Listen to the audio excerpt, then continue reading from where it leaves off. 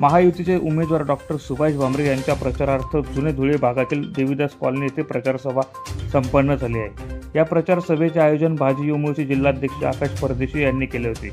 या प्रचार सभेत भाजपाच्या पदाधिकाऱ्यांनी पंतप्रधान नरेंद्र मोदी यांचे हात बळकट करण्यासाठी डॉक्टर सुभाष भामरे यांना प्रचंड बहुमतांनी विजयी करा असं आवाहन केलं आहे। या प्रचार सभेसाठी जुने धुळे भागातील नागरिकांनी मोठ्या प्रमाणात गर्दी केली होती। या प्रसंगी भाजपा जिल्हाध्यक्ष गजेंद्र अंपळकर, भाजपा नेते संजय शर्मा, भाजप युमोचे जिल्हाध्यक्ष आकाश परदेशी, जयश्री आहिरराव, वैशाली शिरसाट यांच्यासह भाजपाचे पदाधिकारी मोठ्या संख्येने उपस्थित होते। जर मी पॉलिटिक्समध्ये उतरलो, जर माझ्या हातात पॉलिसी बनवण्याची जर ताकद आली तर मी असंख्य लोकांचं भलं करू शकतो। आणि तेवढ्या एका निश्चयामुळे त्यांनी पॉलिटिक्समध्ये पाऊल ठेवलं आणि तुमच्या सर्वांच्या आशीर्वादामुळे ते खूप मोठ्या लीडने जिंकून आले। नुसतं तेवढंच नव्हे, पहिल्या टर्ममध्ये मोदीजींनी त्यांना संरक्षण राज्यमंत्रीपद सुद्धा बहाल केलं। दुसऱ्या टर्ममध्ये 2019 मध्ये अजून चांगल्या लीडने निवडून आले। या गेल्या 10 वर्षांमध्ये त्यांचं आपल्याला सर्वांना माहिती आहे की बऱ्याच वर्षांपूर्वी धुळे, जळगाव, नाशिक सगळे एकाच लेवलला होते, पण नाशिक आणि जळगाव मध्ये एवढी इंडस्ट्रीज आल्या, एवढा त्याचा विकास झाला, पण धुळे होतं तिथेच राहिलेलं होतं।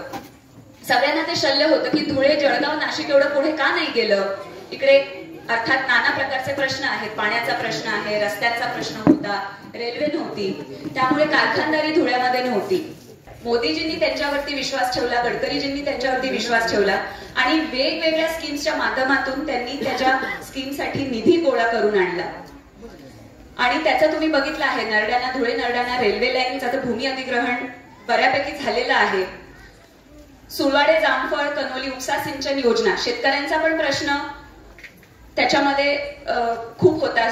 शिंदखेडा आणि धुळे तालुक्यातील 100 गावांचा पाण्याचा जो प्रश्न होता तो त्या उपसा सिंचन योजनेमुळे आता मार्गी लागत आहे। त्याचं काम आता पूर्ण होत आहे, तुम्ही तुमच्या डोळ्यांनी बघू शकता। तुम्ही इव्हन गुगल इमेजेस वरती बघितलं, त्याचं काम दिसतं आहे तुम्हाला। त्यामुळे समोरचा माणूस कितीही किरकिर करत असला की हे नुसतं बोलतायत, काही काम नाही झालंय, तुम्ही डोळ्यांनी बघून या ना। धुळे शहरामध्ये आपल्याला कनेक्टिव्हिटीचा प्रश्न होतो। मुंबईला जायला लागायचं तर आपल्या विद्यार्थ्यांना किंवा कामकाजी लोकांना किती वेळ ट्रॅव्हल्सना जायला लागायचं, ते किती रिस्की असते, ती लक्झरी किती असं बोंगाट जाते, बसचा प्रवास तो रिस्की असायचा। पण आता त्यांनी दररोज 18 डब्यांची गाडी सुरू केलेली आहे, रेल्वे गाडी सुरू केलेली आहे। त्याचा सर्वांना किती फायदा झालेला हे सगळ्यांना माहिती आहे। प्रतिनिधी रूपक बिरारी, माझा महाराष्ट्र न्यूज, धुळे।